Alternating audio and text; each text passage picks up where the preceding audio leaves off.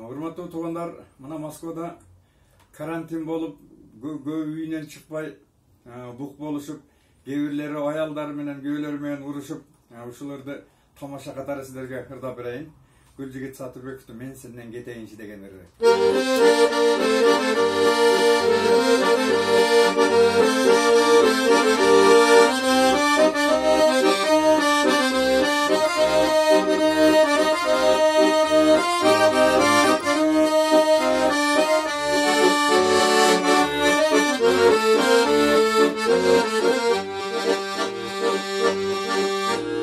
Tamak yok hala dilli, kurap kaldı, kültükte bir deyince kurap kaldı, karantinide yattı, kavar gelgen, vuruşup kadınga söz ötme kaldı.